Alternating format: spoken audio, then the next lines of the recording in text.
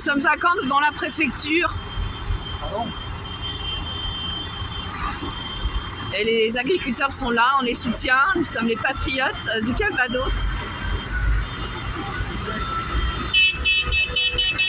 Bravo! Bravo!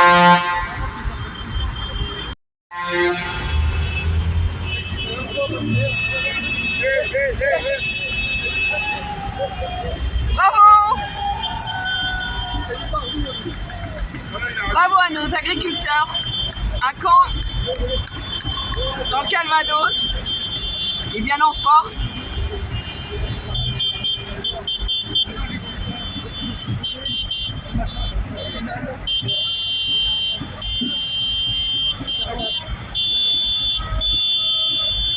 Les CRS qui sont là-bas au fond, qui surveillent. Je pense qu'ils sont tellement énervés qu'il vaut mieux pas aller les provoquer, quoi. Je parle des agriculteurs.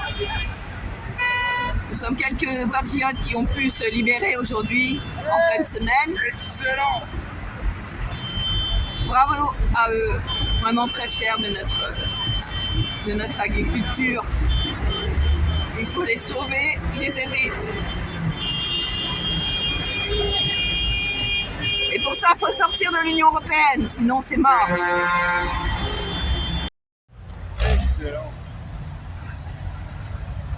Je ne sais pas combien il y a de tracteurs, mais un certain nombre.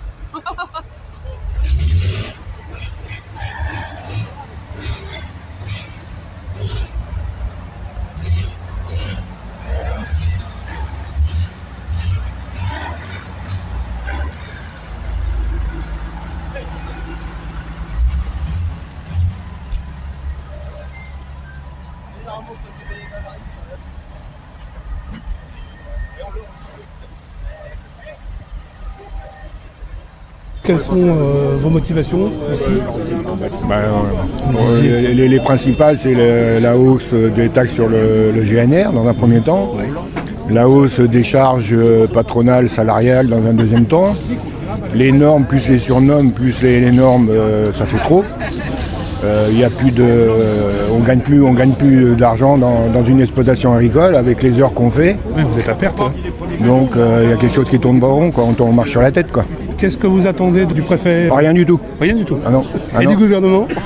Ah bah le gouvernement, c'est lui qui a les rênes, hein. Il va falloir qu'il se bouge, il va falloir qu'il se mouille. Il n'y a rien à faire. Hein. De toute façon, là, le parti comme est le mouvement, il ne va pas s'arrêter avec des petites mesurettes. Hein. Il faut quelque chose de concret dans les jours qui viennent. Faut pas attendre, c'est pas en 2050 qu'il faudra mettre ça en route, c'est tout de suite. Le gouvernement, la balle est dans son camp.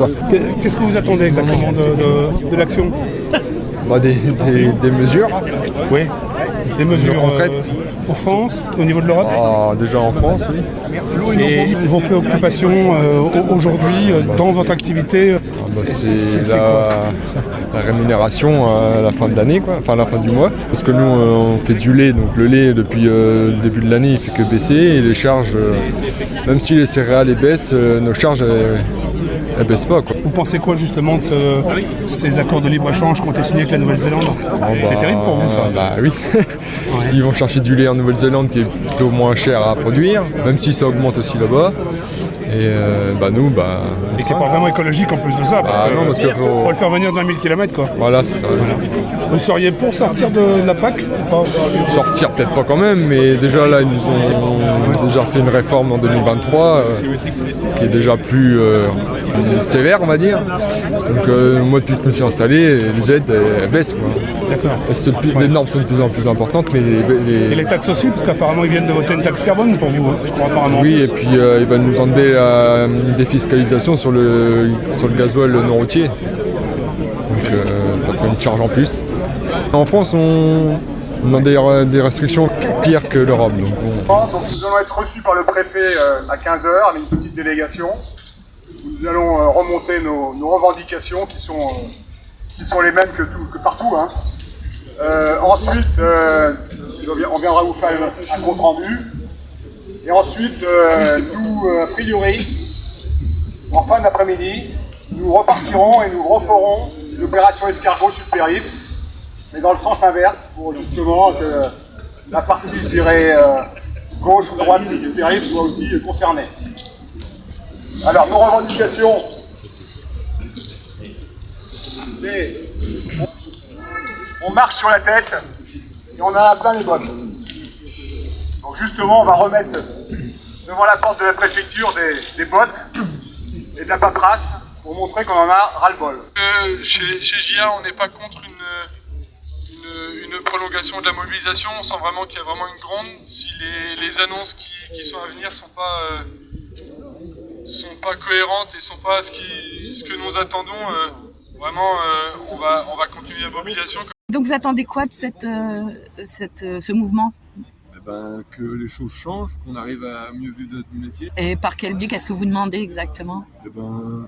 Les prix qui soient mieux revalorisés, parce que on vend à perte. Ouais.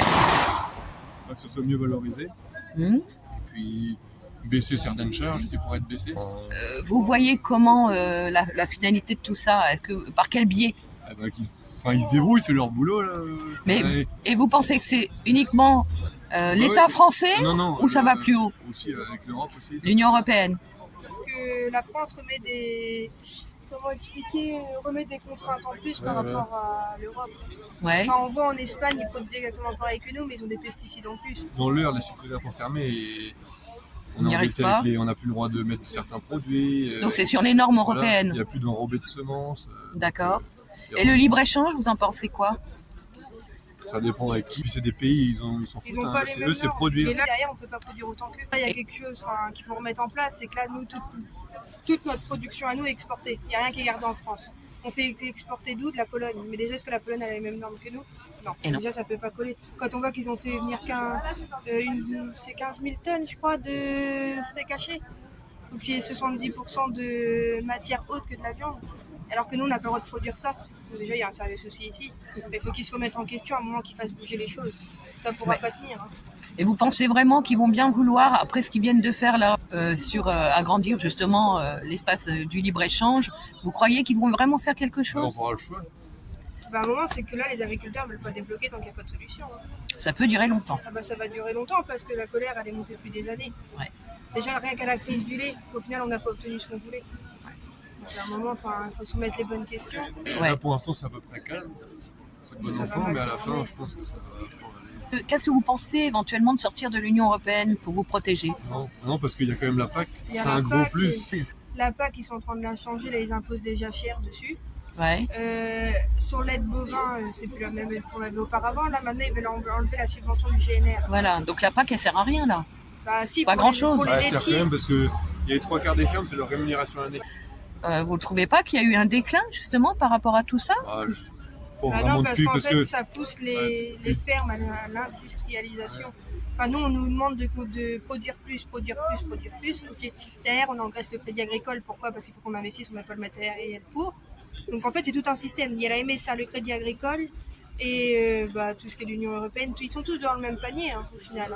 Et vous ne croyez pas qu'il faut lui refaire confiance à cette France justement, qui est une terre agricole et qui est quand même été une des premières forces mondiales agricoles quand même. Mais bon, si ça marche pas, c'est la catastrophe. On écoute les Français et ce qui pollue le plus, c'est les agriculteurs. Ils sont bien contents de nous trouver pour manger tous les jours. Ah c'est clair. Mais à les écouter, c'est nous qui polluons. On en est là. Aujourd'hui, on a beau parler, on parle dans le vide. Il n'y a personne qui écoute. Nous, on vous écoute. Est-ce que vous croyez aux élections européennes? Oui. Et quel espoir vous attendez de ce vote à l'Union européenne? On veut que ça fasse bouger les choses. En attendant, c'est sur un mois complet qu'il faut voir la vie d'un agriculteur. Je dirais même pas une année, parce qu'une année ne fait pas l'autre. C'est ça. Ils disent oui, le revenu des agriculteurs n'est pas stable. Pourquoi? La météo. Oui, à un moment, il faut mettre un prix bas. Il faut qu'on ait fixé que le prix ne descende pas plus bas que le palier qu'ils vont mettre. Parce que là, les céréales, ils font yo-yo. Ouais. En attendant, il y a une année où ils ont super bien payé. Là, tout le monde était content. De toute manière, ça joue. C'est une année le lait, une année les céréales. Ils nous tiennent comme ça. À un moment, il faut arrêter. Donc, ils trouvent une solution pour fixer le prix. Mais tant qu'on sera dans l'Union européenne, il ne faudra pas forcément croire à quelque chose qui va se résoudre. Parce que là, on s'en prend derrière le gouvernement, mais il y a l'Union européenne. Mais l'Union européenne, en fait, surplombe les lois françaises. Donc, on s'en sortira jamais. La France en remet beaucoup par-dessus. Vous avez toute notre admiration parce que vous tenez bon et que et que vous vous réveillez et qu'on croit en vous. Voilà. Merci à vous.